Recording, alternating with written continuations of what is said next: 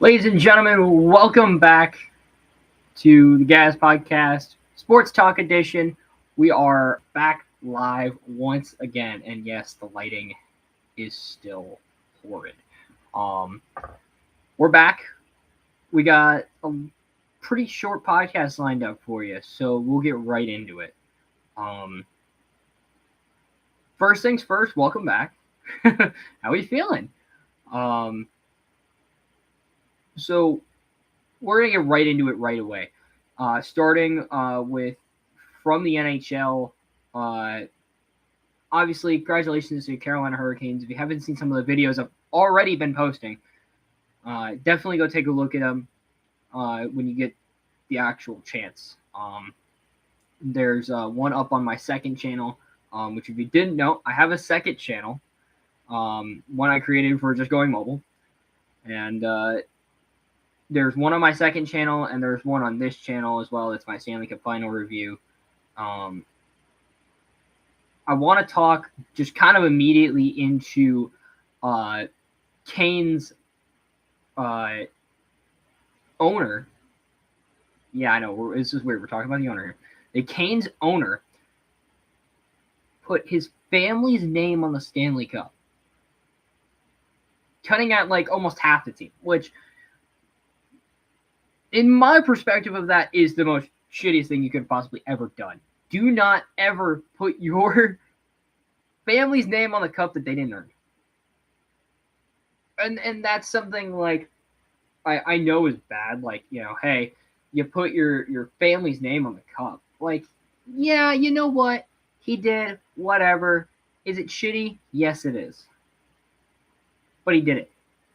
And he's receiving a lot of flack for it right now, too, which is something that's pretty well known, that he's actually receiving a lot of flack for. Saying, like, only players on the cup kind of thing. I mean, Rod Brindamore's not on the Stanley Cup. He's a Stanley Cup winner, number one, but now he's a Stanley Cup coach, and he's not even on the team, and he's not even on the team Stanley Cup. I think, my opinion, that's pretty shitty.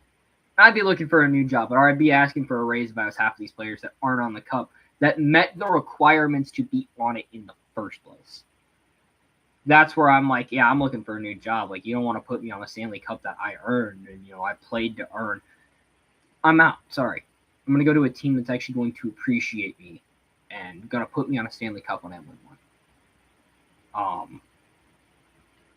Other than that, let's get right into some of the things that have been happening in the league. We'll start in Dallas with Robinson actually re-signing after going to arbitration, I guess, or they agreed. He signed a 1-year, $12 million contract with the Stars. Dallas is in a salary cap crunch right now, and it doesn't really seem like they were almost willing to re-sign him. And I honestly thought that Robinson was going to be out of Dallas, and I was kind of hoping he was a little bit, going to a different team. But he was able to avoid the arbitration hearing. He had filed for arbitration on July 5th, which is interesting. Because I think he had till like the 3rd or something to file for arbitration, and he never did. But he filed for it a couple days later. I guess they just agreed to a $12 million contract for 1 year. If I'm Jason Robinson right now, I'm like, dude, they offered me 1 year. I've been somewhat of a face of the franchise. I'd be getting out of there. He was definitely one of those who's like, let's leave it in the past kind of thing. He wants to try and win a cup, and it's good on Robinson. And honestly, he could probably find a cup somewhere else too. Even if he didn't sign a contract with Dallas, he probably could have found a cup in another place. And I'm pretty sure he could. He's a good player. I mean, like, as much as you'll hear me talk shit about him on here, he's a pretty good player. That's just, something that I think that Robinson could have done, and he decided, okay, let's see if we can't get this done. And I know he loves Dallas. I know he loves the city. So seeing him come back is surprising, number one, because he had options, but I mean, they were able to agree to a contract, and that's something that he's pretty happy about, it seems like. In other news, Sharks add Trouba and Nurse to fortify defense and seek offense from Mason Marchment. I definitely think that they could land Marchment if they really wanted to. There's enough roster moves that they have that they can land anybody. Jacob Trouba signed a 4-year contract on July 1st. Darnell Nurse was acquired in a trade for Buka Hamadoulin and Zachary Sharp. And Mason Marchment signed a 5-year contract and should provide so he's actually there, which is interesting. Mason Marchment is now on the Sharks, as far as I'm reading. Let me. Yeah, he is. Mason Marchment is on the Sharks, which is surprising. I never thought he would have ended up there. He went from like Dallas to Columbus, and now he's with the Sharks. It's definitely going to be interesting for him. He's definitely a guy that the Sharks could use on offense, and I'm actually pretty impressed that the Sharks are able to land him. There's some key departures that happen. William Eklund was traded to the Ottawa Senators. It was a 1-for-2 trade. And then Mario Ferraro signed a deal with the Winnipeg Jets. Diarnay signed a 4-year with Washington. Ryan Reeves, the unrestricted free agent.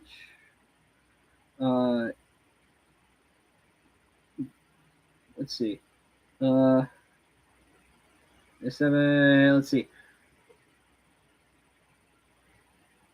So it seems like Reeves is done. Maybe. Let's see. Yeah, Ryan Reeves is gone. Seems like I think he's pretty much done, right? If I'm not mistaken. And also Philip Kurashev is also gone. So from what I'm seeing is I think Ryan Reeves is pretty much, I think he's calling it quits, honestly. This is something I got to look up here because I don't believe that Ryan Reeves would call it quits. Let's see. Ryan Reeves.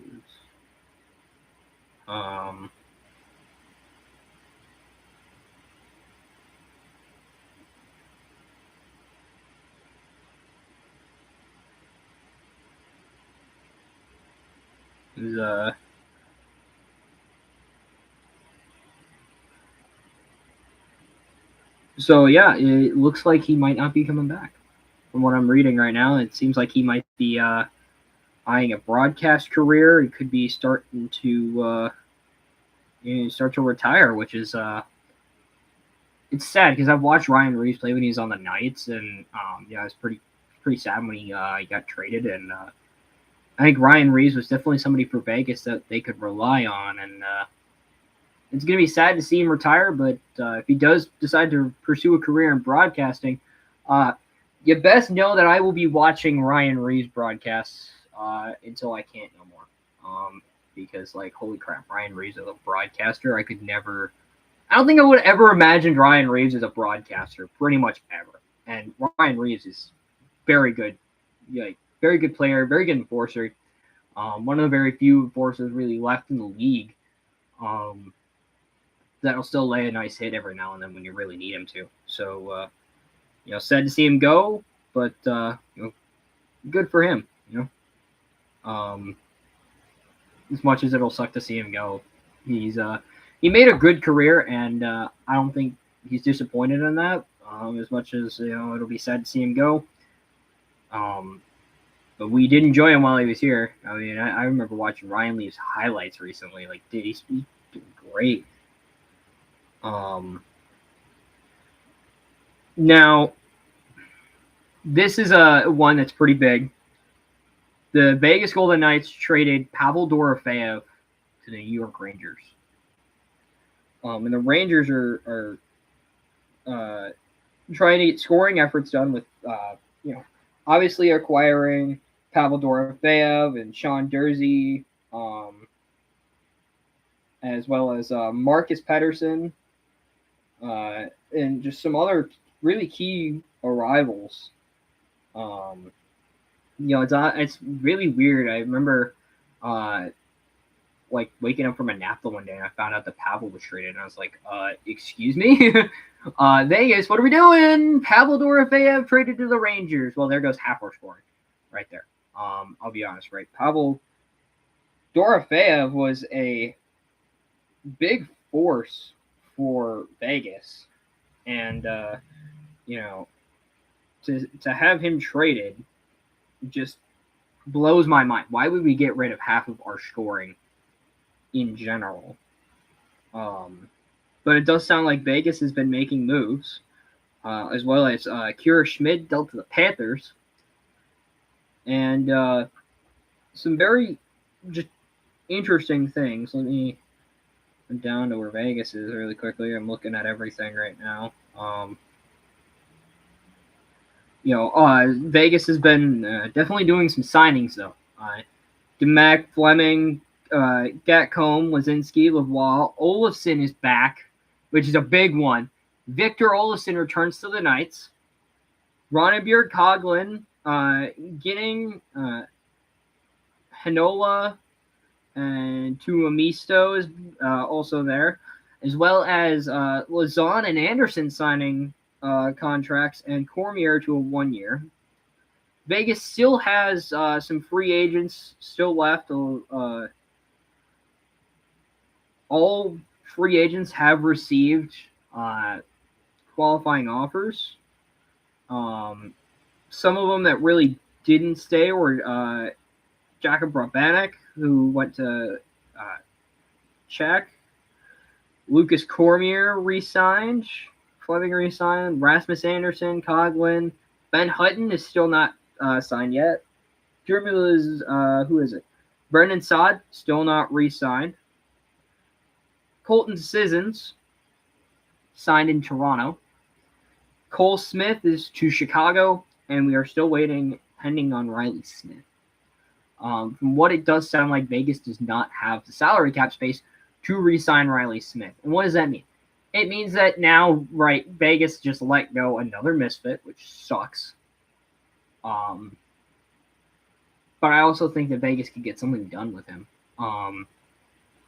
Even if it's just, like, at this point, I think sending him down to the minor league would be a good idea. I mean, Henderson could use the help. And, like, you could leave your comments below whether or not, like, Henderson really deserves the help from Riley Smith. But I definitely think he does. I definitely think that he could help the Henderson fans, and I think he could help the Henderson team, into the playoffs, get better into the playoffs, get deeper in there. He's got, some friends down there that he could easily fit in with, and I think that he'll be a very good, very active person in Henderson if he's allowed to go there. And obviously we'll see what happens, whether or not he signs somewhere else. But honestly, Vegas having let go of so many people, what does the lineup look like this year? And not just that, right? Vegas releases Cassidy early in the late in the season. We get John Tortorella with like 10 games or so left. They make a run. They win a bunch of games in a row. They drop one in OT, whatnot. And then they go all the way to the Stanley Cup final behind John Tortorella. Only for him to say, yeah, I'm not coming back next year. That was the most shittiest part for me, was hearing that Tortorella wasn't coming back and that he had zero intention of coming back. And then not only having zero intention, him just announcing it while they're deep into a playoff run. Like, I think that could have been left out because I think that there needed to be hope on that team for the Stanley Cup. And I think it showed. I think it showed, honestly. I think it showed that the team no longer wanted to be there because the coach that they thought was going to help them and lift them past every adversity that they had in the season basically said, yeah, I don't want to be here next year. That right there, I think is what screwed the Knights in the Stanley Cup, because they knew the backing that they had right in that moment didn't want to be there anymore. And that's just, I mean, kind of horrible, right? You're going to say, oh, yeah, I don't want to be here anymore, or I'm not going to return next year. And Vegas been blocking some stuff with Bruce Cassidy, like preventing him from talking to Edmonton and whatnot. But not just that, but then them signing Ryan Craig, like the second there's availability for it. There's availability for it, they're like, oh yeah, let's sign Ryan Craig. Coach Craig. From the Henderson Silver Knights, who made a playoff run, lost in I think he was in the division. AHL playoffs are so weird. They lost to the Colorado Eagles, who then went to play the Chicago Wolves, and Chicago beat them in Colorado, and then went on to the Calder Cup Finals and got the shit beat out of them by Toronto Marlies, which I mean, I could say a whole shit ton of things about that that we'll get into later. But I definitely think, like, there was a lot of opportunities to find some better coaching around the league. And it's not that I don't believe in Ryan Craig. I think that he's a good coach. I mean, I've seen what he's done in Henderson. I think we have a chance, but I think we need to really refine who we are as a team. This is their 10th season around, so Cup and 6, right? But can we get past that? Yeah, we get our Cup and 6. Great thing, right? 2023 was a great year for Vegas, right? Cup and 6. It's a great thing. But let's go another one in another 4 years. Right? Another 4 years. Cup, Cup at 10, basically, right? Vegas has been around 10 years. Let's get another one, right? Let's show why we're still a dominant team. And the players were getting asked during interviews, like, what does it feel like to be, voted the most hated team in the league by the public? And I like what Jack Eichel said. Vegas isn't on anybody's no trade list. Vegas just isn't. When you look at, like, a player like Dylan Larkin, who is still potentially able to come to Vegas now, maybe, I don't know. Where his 3-team trade list is, like, Vegas is on his trade list. If you've been paying attention to the Dylan Larkin stuff, Dylan Larkin, one of the teams on his trade list it's Minnesota, Vegas, and one other. Like, Vegas isn't on nobody's no trade list. Like, they just aren't. They're a team that people want to go to because they have a culture of winning. And that was really what the gist of what Jack Eichel said, is like, we're not on anybody's no trade list in this league. Look around at people who have a trade list right now. We're on it, probably. We're not on a no trade list for anybody in this league. So that is a very strong statement from Jack Eichel there.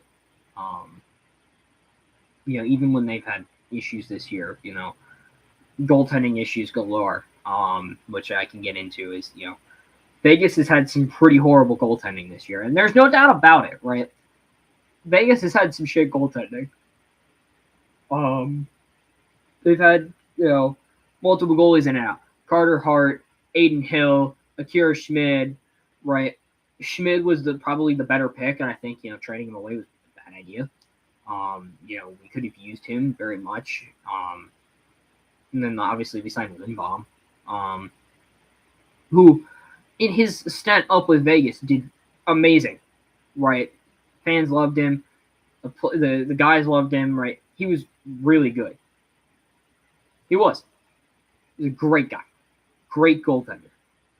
and I think that he has a lot of potential in the league.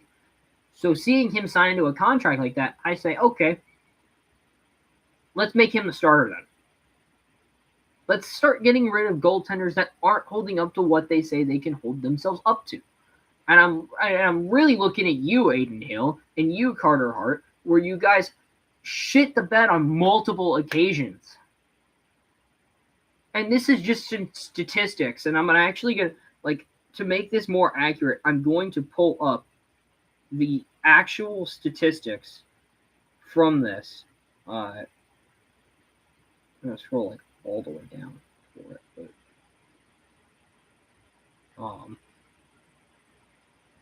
I want to pull up the statistics, right, from, we can't get,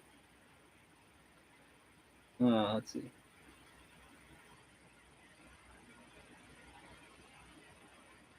Let's see, 25-26. Hill and Schmidt, right, before Carter Hart came up. These are the record comparisons between Akira Schmid and Aiden Hill. Akira Schmid was 16-10, where Hill was 10-9. Or let's see, 16-10-6, 10-9-6, right? 34 games for him, 29. What is this? Yes, games. Games played, 25, yeah. So, games started, right. So, in games started, 29 games started, 16-10 and 16-10-6. That's for Akira Schmidt. Aiden Hill started 27 games, 10-9-6. Now, I know that's probably not a lot to compare, but let's look at, like, goals against and save percentages, right? Goals against, 85 goals against for 76. However, Aiden Hill has the worst save percentage out of the two. Akira Schmidt has 893 with a goals against average of 2.59. With 2 shutouts. Okay. Aiden Hill, 871, 304 goals against average. That's in the regular season. That's in the regular season. Let's go to the playoffs.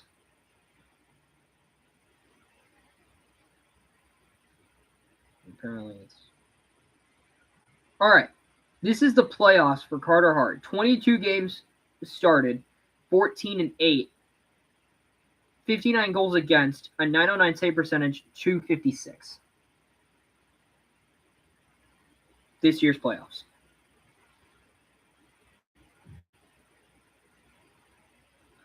That's just not okay. It's not.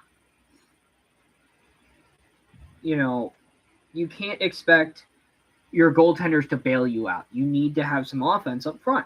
And there needed to be some offense up front that we just didn't have. It's when we're scoring 4 or 5 goals a game just to have to get the lead back. That's kind of disappointing, honestly, right?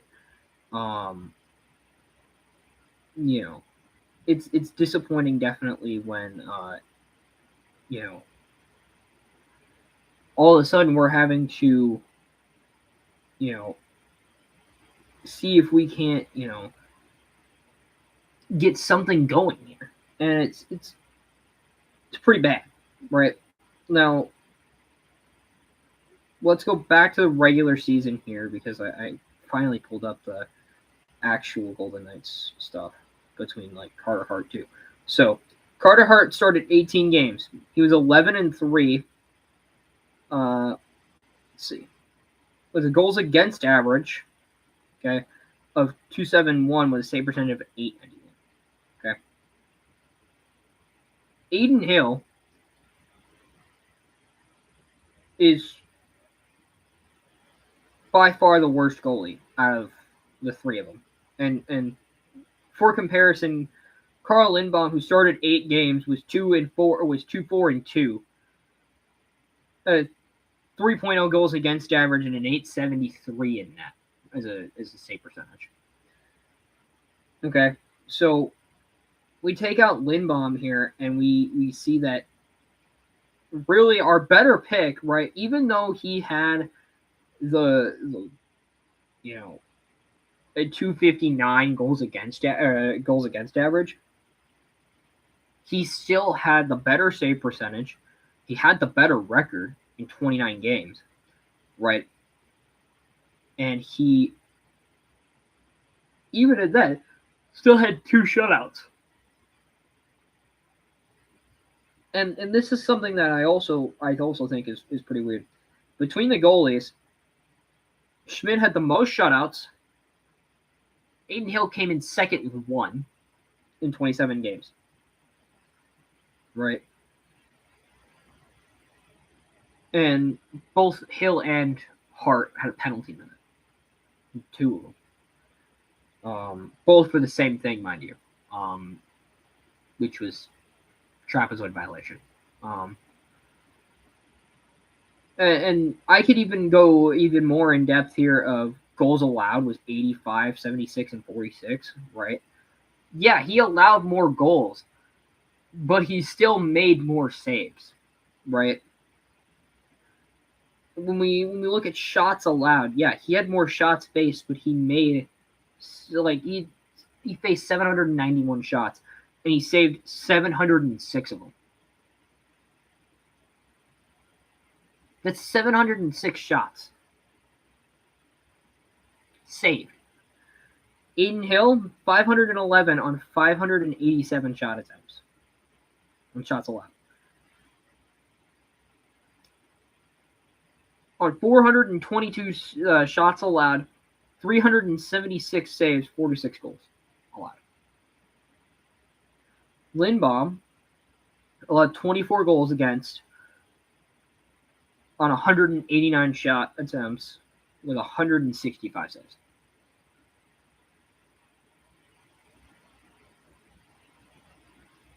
That's honestly, I would take Schmidt over Hill or Hart. Because Schmidt seems to be the most common now. And that's something that also is something you need to remember is that Schmidt looked calmer in the net than Hill did, and then especially than Hart did. I mean, he looked like he was shaking with his head cut off at the time, diving left and right. No wonder he tore his ACL.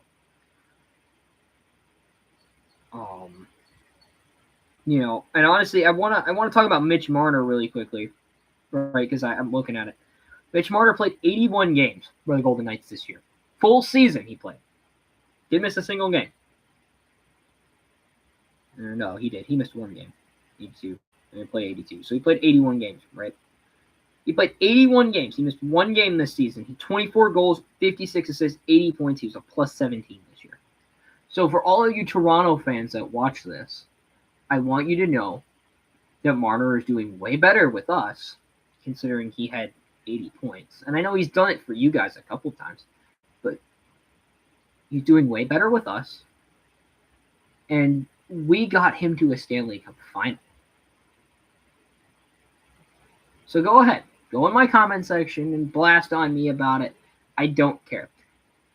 We took Marner to the Stanley Cup final, and he kind of performed for us. I mean, okay, let me rephrase that. Marner performed for us in the Stanley Cup playoffs because he led in points. He did. He led in points. And I'm going to read this out. In 22 games played, 10 goals, 19 assists, 29 points. He was plus 11 with 2 game-winning goals for us.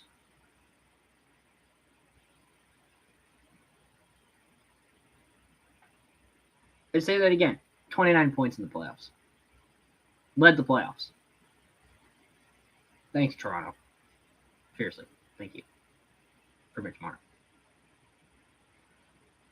And I would also like to say, I came on here, I came on TikTok too and said it. Vegas needs to stay away from Marner. I'd like to sincerely apologize to Mitch Marner. And that's something hard for me to do. I'd like to apologize to Mitch Marner for doubting you. You've proved to me that you are a valuable part of Vegas, and I am happy to have you. So welcome to Vegas. Enjoy your stay and score shit ton of goals for us, dude. Please. We need some help up there. I was a little bit disappointed to see him go on the second line, though. I thought maybe we had something going here with Eichel, Barbashev, and Marner. I really wanted to see how that worked. And the couple times we did see it, what happened? We had goals because you had Jack Eichel and Ivan Barbashev, who's a great setup guy, right? Both of those two on the lines who were really good setup guys. With Mitch Marner, who's also a good setup guy, one of them has to shoot eventually, right?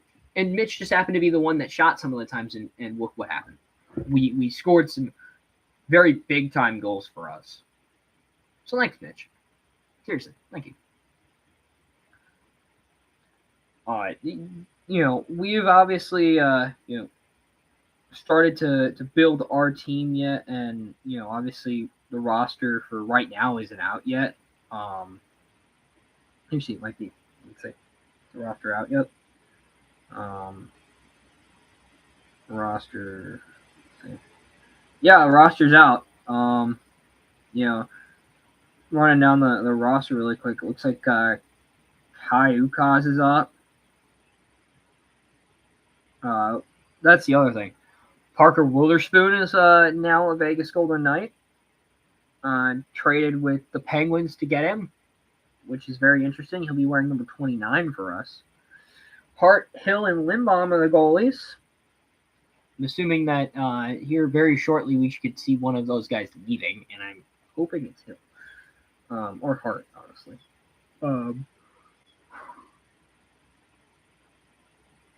Ville Inoua is still might be coming up with us. I think he is. Let's see. There's 2, there's 4, there's 6.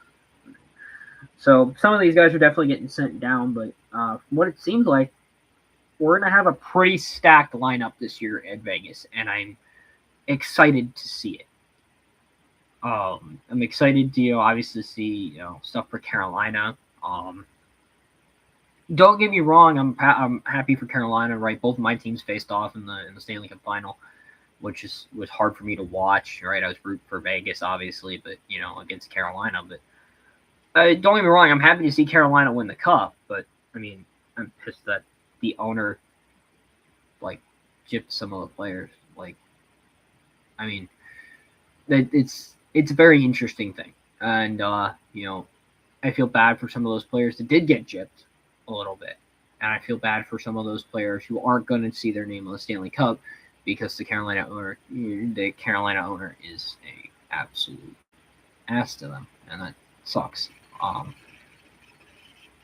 But with that being said, other NHL news is that the NHL season has now been up from 82 to 84 games.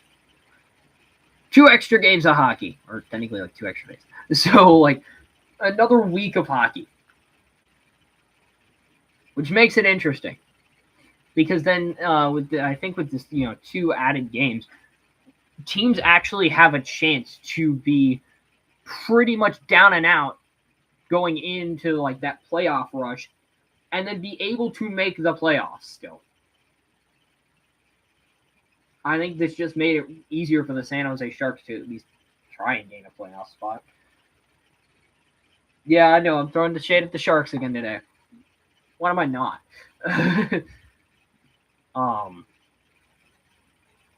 So, with that being said, I think it's a good place to end it.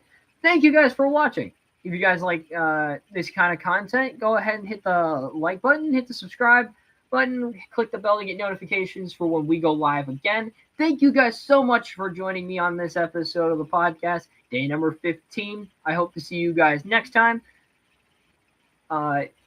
If you haven't already, go check out my second channel. It'll be hopefully, I think it's linked in one of the descriptions. It'll hopefully be linked in the bio sometime soon here. I'll probably start working on that. But thank you guys for watching, and we will see you next time. Till next time, guys out.